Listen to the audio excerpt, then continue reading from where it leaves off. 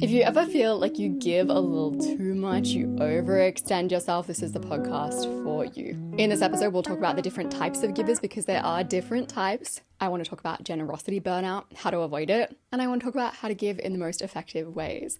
Welcome to Grow with Intention, the podcast for people who want to create a life that feels good. If you are a regular listener, heads up, I won't be posting for the month of September. I feel like I just want to take a step back to work on some other things in my business. I will still be doing stuff in the background. I want to get my website all beautiful. There's some products I really want to polish up. I want to think a little bit more about the strategy for the different parts of what I do. And also, my 30th birthday is happening within the month of September, so I'll take a little bit of time off for that too. I appreciate you so much, and I will see you again in October. So the author Adam Grant has done a bunch of research into givers, and it turns out that people who give a lot can be sorted into two distinct categories. There are Otherish givers and there are selfless givers. Otherish givers usually have pretty clear goals and ambitions of their own. These are goals that really interest them and also help others. They prioritize heavily making an impact with the ways that they give. They want to see that their giving is creating clear results for people. And if they don't see that their giving is actually creating results for people, they will adjust how they give.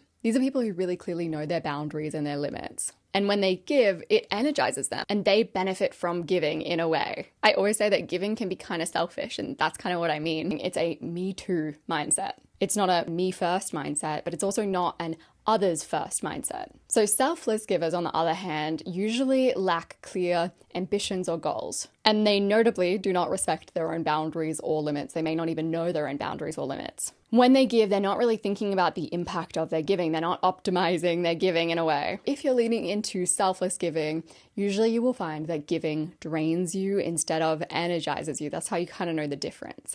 I don't really think that you can be only otherish and only selfless. Like, you may find that you are mostly otherish and then sometimes selfless, or the other way around. I don't really think it's helpful to give yourself a strong label here. The crazy thing is that otherish givers tend to be at the top of the totem pole. They are often very successful people, and they give a lot and they have a really high impact in the way that they help. Whereas selfless givers tend to fall towards the bottom of the barrel when it comes to success, because they usually burn out or they become resentful, probably both. Because when you lean into selfless giving, you are giving without limits, without any consideration for yourself, almost sometimes without your own consent. You tend to lean into resentment and then eventually into burnout. A while ago, I saw this tweet, and I've seen more and more tweets like this lately. And it said something like, people really get on Twitter and they post, sorry, but you don't actually owe your friends love. You don't owe them kindness. You shouldn't even speak to them. And then it goes viral. And obviously that messaging is coming from a really individualistic culture. And in 10 years' time, we'll look back and be like, were you guys okay? But I also think that the people that make those posts go viral are probably people who have done a little too much selfless giving and are in that space of generosity burnout. Because that's the only reason I could think for someone being like, yes, that is the take. If you're constantly giving in ways that aren't respectful of your own limits, you're not considering yourself when you give, you're not having fun, it doesn't feel good to give, you risk becoming really restrictive and really protective of your giving. It would be very easy to jump from that place of generosity burnout to feeling like your kindness and your love is like this scarce resource that you need to hoard. And that is like a whole video in and of itself that I have semi-made in my people-pleasing episode. But what I want to talk about today is, how do you become not that kind of giver? How do you become a kind of giver that is otherish, that doesn't get generosity burnout, that doesn't end up resentful, but still gives in generous ways? The authors Reb Rebel and Adam Grant had a few good ideas. Firstly, become a chunker. Do not become a sprinkler. You might have noticed that if your giving is spread throughout a week, like every single day, someone is calling on you and being like, I need your help with this, you end up more resentful towards the end of the week. You're like, damn, like I didn't get any time to myself. However, if you spend just a whole day helping out a friend, you end that day feeling pretty good. From a selfish perspective, if we chunk our giving, we tend to get more out of it. And I don't think that you should be super selfish about your giving, but if you're in that space where you're like, damn, like I don't want to help anyone, like I feel like I don't want to give at all, you need to think a little bit of yourself. Or you will end up resentful and grumpy and it'll have a backfiring effect. Nothing will be good for anyone. The second thing to start doing is to reflect on ways of giving that feel good for you and then plan them in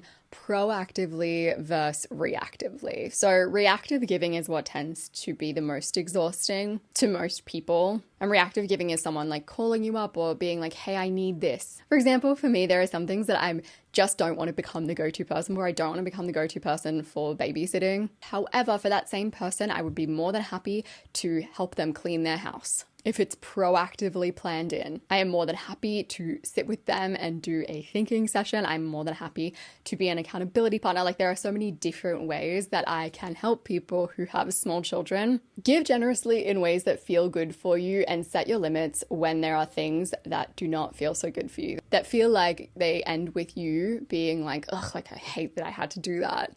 Or that was really unenjoyable for me. I'm so stoked that that's over. That's not the kind of feeling that you want to get after giving, because it will help you to lead into that selfless giver mindset, that generosity burnout. Next up, consider how you can give and get your own needs met. So Bill Gates calls this the hybrid engine of giving. Basically, they talk about creating a list of your own problems, your own interests, and thinking of ways that you can give to others that might help to solve your own problems or help you to dive into your own interests. Another approach is to reflect on the impact of your giving. If you are constantly giving in ways that don't allow you to see impact, that is a natural pathway towards burnout. I also believe this in the context of work. If you are constantly doing work and not seeing the impact of it, it can lead you towards burnout. Consider giving in ways that give you a little bit more bang for your buck. And the last thing to think about if you find yourself being more of a selfless giver is to be less reactive when people ask you for help, and instead be a little bit more mindful and be like, what actually would help this person the most right now? Or what is another way that I can help this person but still not feel resentful? And to finish up this video, there are going to be times where you will need to give reactively. There are going to be times when you will need to give selflessly, because that's community. If you want relationships, you want good relationships, you can't just give on your own terms. But there are definitely ways that you can shift your life around a little bit, shift your decision making, you can shift the way that you think about giving, so that giving not only benefits other people, it also benefits you and has a higher impact in general. At the end of every podcast episode, I like to give my recs of the week that relate to the podcast topic at hand. For those of you who want to dive a little bit deeper, obviously, for this podcast episode, I have to direct you to Adam Grant's Give and Take, very much the source for this newsletter turned podcast episode. I actually haven't read this book, I have to be totally honest. I have skimmed it, I've read a few really good articles, and those are going to be my second recs of the week. If you're like, babe, I'm not reading a book about this, but it interests me enough to read an article, there are a few really good articles about this. There's one with a quiz that will tell you whether you are a selfless giver or an otherish giver. It was one of those quizzes where I answered questions and I was like, I actually don't know what the right answer is here.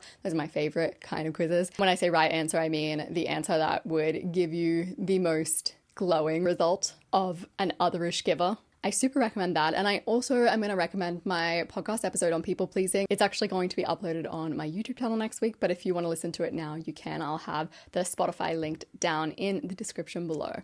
I appreciate you so much, and I will see you again in October.